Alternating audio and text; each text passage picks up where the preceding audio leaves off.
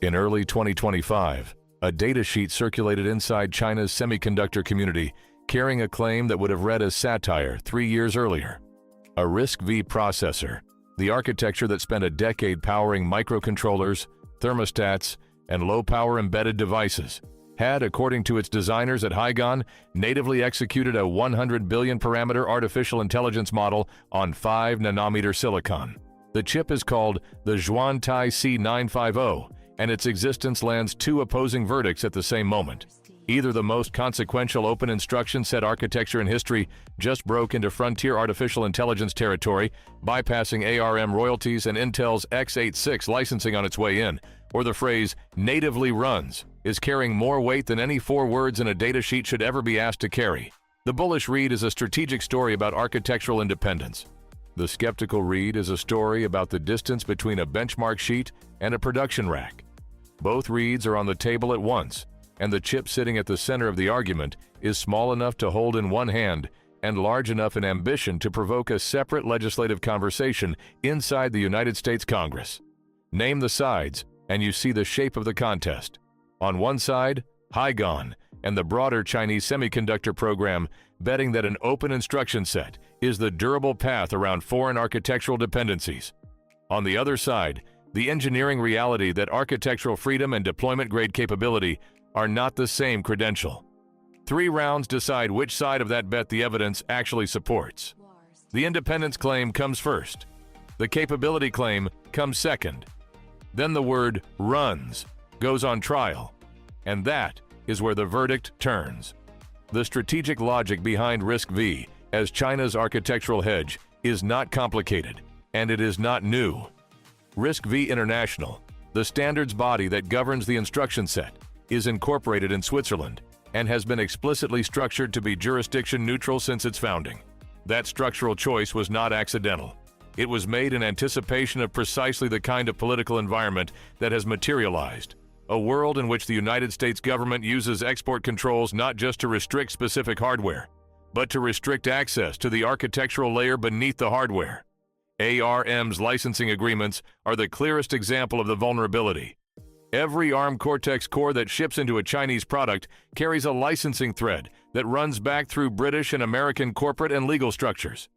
In an escalation scenario, that thread can be pulled.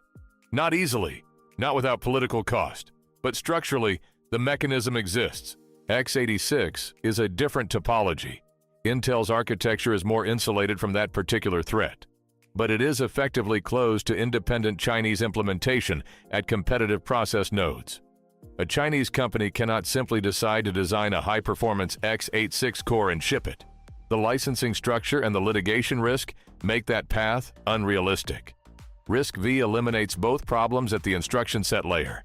There are no royalties owed, no licensing handshake required, no exposure to an architectural level cutoff.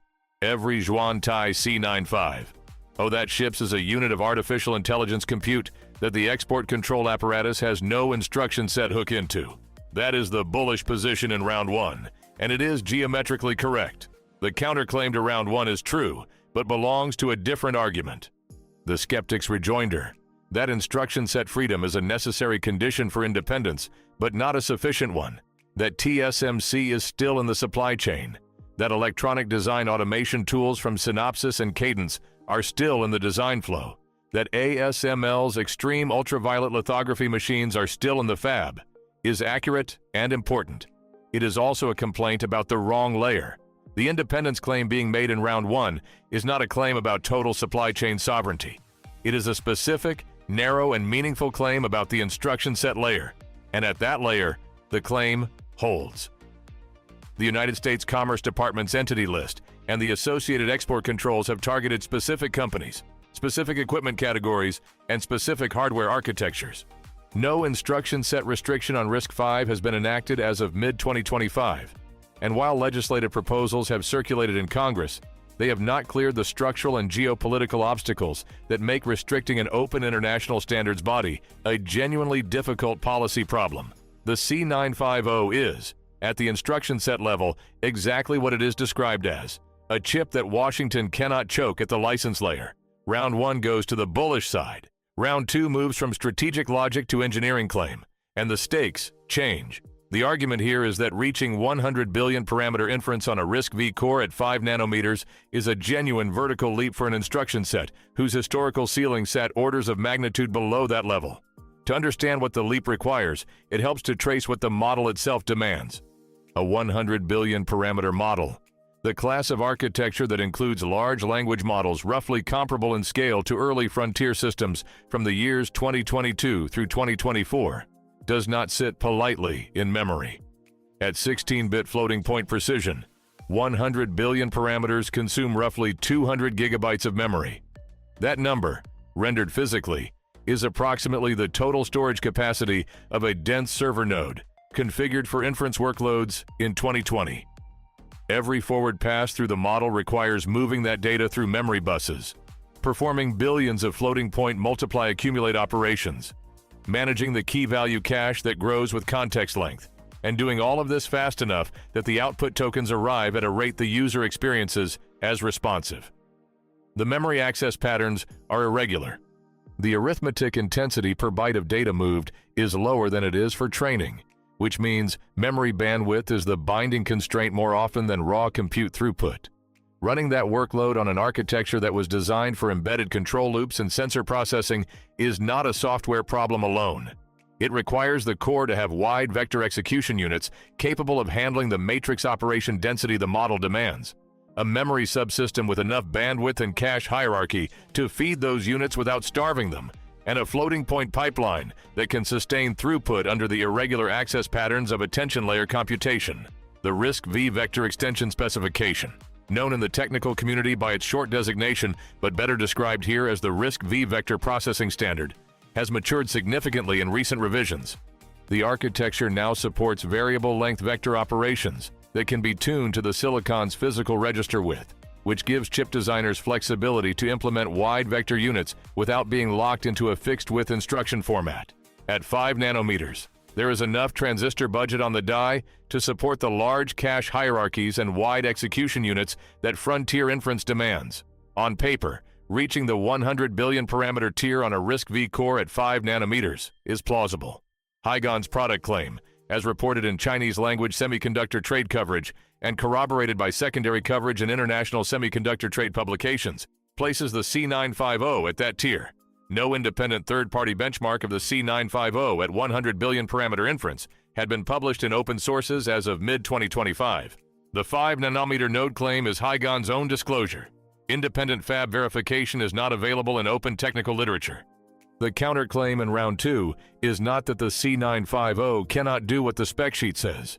It is that the spec sheet and the production floor measure different things. ARM's Neoverse server cores and Intel's Xeon Scalable family carry years of compiler optimization, kernel library development, and hardware-software co-design behind every benchmark number they post. The software stack that turns a capable architecture into an efficient inference engine, the quantization kernels, the attention layer optimizations, the memory allocation routines that minimize bandwidth waste, the scheduler that keeps execution units fed under irregular load, represents an engineering investment that cannot be skipped. Running a 100 billion parameter model once under optimized conditions in a controlled environment is the opening argument.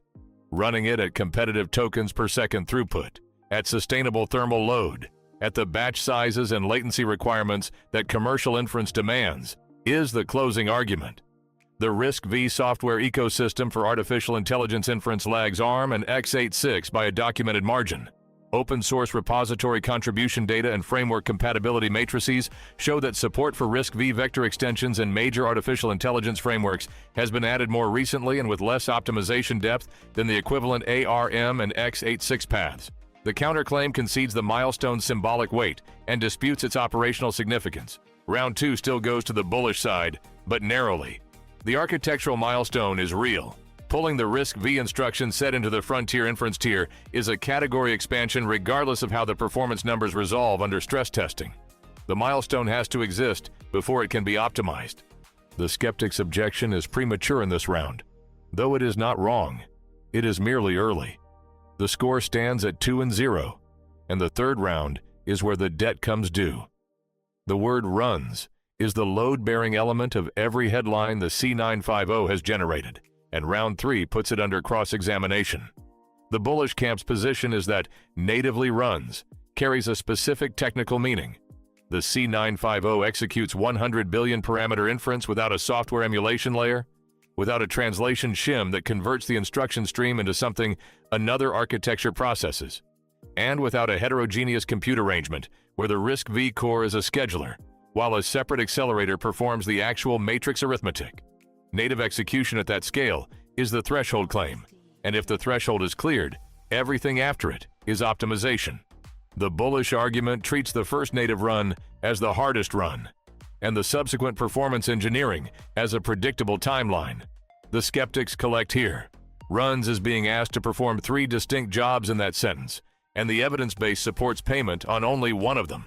The first job, that the model executes without crashing, that the instruction stream completes, that the output is valid, is plausible, and given Hygon's engineering resources and the maturity of the RISC-V vector extension standard, probably true. The second job, that the model executes at a throughput competitive with what an ARM Neoverse server core or an Intel Xeon scalable processor delivers for the same inference workload, is unproven in open literature, and given the software ecosystem gap, unlikely at this stage. The third job, that the chip can sustain that execution at the volume, latency, and reliability thresholds a commercial deployment requires, is not yet in the room. The structural constraint in round 3 is the software stack, and its depth is underappreciated in the bullish coverage. The compiler infrastructure for RISC-V vector processing in the LLVM project is younger than the equivalent ARM and x86 paths. The gap is not merely one of feature completeness, it is one of optimization depth accumulated through cycles of profiling, benchmarking, and targeted rewriting that have happened for ARM and x86 over years, and for RISC-V over months. The quantization kernels that reduce a 100 billion parameter model's memory footprint enough to fit it onto a practical number of chips. The attention layer kernel implementations that exploit the specific memory access patterns of transformer architectures. The key-value cache management routines that determine how long context windows can be sustained without throughput collapse. All of these exist for ARM and x86 in forms that have been benchmarked, tuned, and deployed at commercial scale.